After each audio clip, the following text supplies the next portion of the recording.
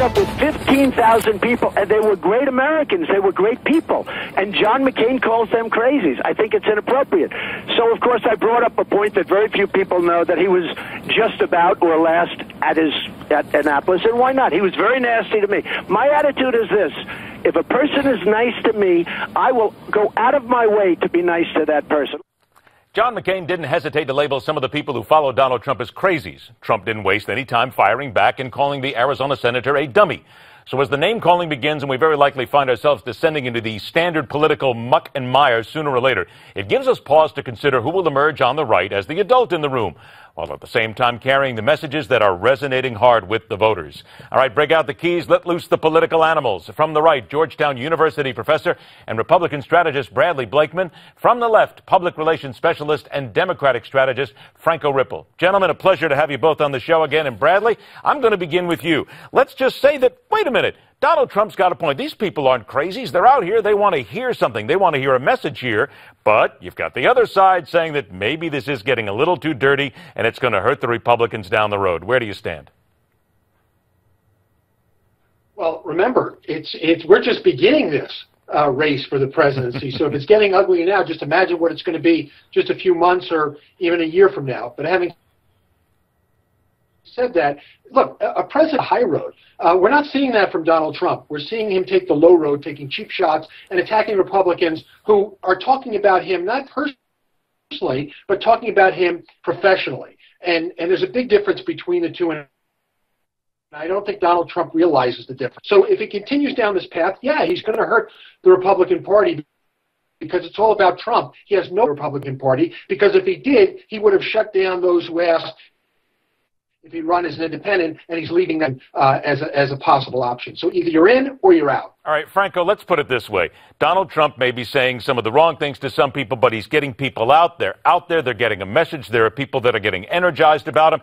And hey, look at it this way. It helps on the left as well, because the left now has something to talk about and going back and forth with the right. So come on. Isn't Donald Trump good for the whole process, Franco? Well, first of all, Ed, the left has plenty to talk about on its own without needing Donald Trump in the race. I don't think he's an asset to anyone in the presidential race. But, Donald Trump, with all due respect to my friend on the right here, I think the attacks from the Republican Party are actually getting a bit personal already. You have this week Rick Perry calling him toxic to the race. And I think he's talking about him personally and what he's saying in this race, and not just the views that he's espousing. But the reality is, most people do not agree with Donald Trump on anything that he says, and that includes immigration, which frankly is the only thing propping up his campaign at this point. In a recent Fox News poll, 53% of voters disagree with Donald Trump on immigration. And frankly, that's the way the shift is going. Over the last 5 years, since 2009 or so, 64% of people oppose 64% of people approve of finding some kind of legal pathway to citizenship. Only 49% disapprove. That's moved 15 points in the last 5 or 6 years. So I think the trend is moving away from Trump. I don't think he has a leg to stand on. All right, let's talk about it. Brad, here's another thing here. The Huffington Post has said they're going to cover Donald Trump as entertainment news. They've called the campaign a sideshow. Look, this is a website that has the journalistic reputation of used lingerie to many people. I mean, they use fake reporters many times. They don't pay their reporters anything, yet they're calling it a sideshow. Hey, come on, Brad. It's all a sideshow when you get down to politics, isn't it? It's not up to them if they're supposedly a journalistic source to be able to say what is and what isn't real. He's running for president. Huffington who? I mean, that's really, come on. Nobody who's going to be selected by the Republican Party is ever going to even hear of the Huffington Post, and they have no influence at all. And the major liberal news organizations like CBS News and like the New York Times are discounted by the right complete election process and in a general election. So, everybody has their own sources for news. They tend to gravitate to those news sources who best reflect their own ideology. But the best rule of thumb for presidential candidates is, if you want to be selected by the party, you have to be where the party is. But the most important thing is, if you want to be elected by the people, you better be where they are. And we're just a right-of-center nation. And Americans are looking for somebody they can trust, somebody they like, and somebody who is going to believe in a strategy that's going to get things done and break the gridlock of Washington. That's the winning strategy. All right, Franco, let's talk strategy on your side. Hillary Clinton's standing is falling among Democrats. An AP GFK poll. The numbers are starting to slide a little bit. Come on, she got to be worried a little bit, right?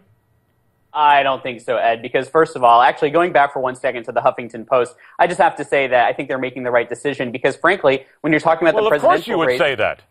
I would say that.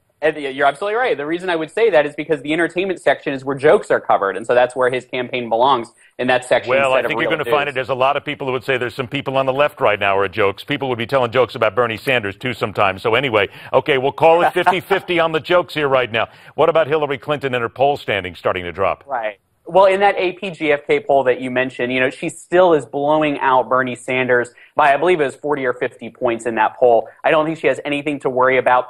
Something I found interesting in the Associated Press story that came out with those poll results, there was a gentleman who was quoted, a real voter, which these stories love to always, quote real people and their reaction. And he said, ever since Hillary's announced, I haven't been as in love with her. That's the key point. When Hillary Clinton left as Secretary of State, her approval rating was in the mid-60s. Then it dropped down into the 50s because people knew she was going to run for president. Once she's declared, it is a natural thing that I think my friend on the right will agree. It's natural that your approval ratings dissipate because now you are the man in the arena or the woman in the arena, and you're in the game and you're subject to attack. And so I think there's nothing to worry about. We're going to get you both back real soon, and all we're going to do is just tell jokes back and forth for a couple minutes and see who comes up with the best ones as well.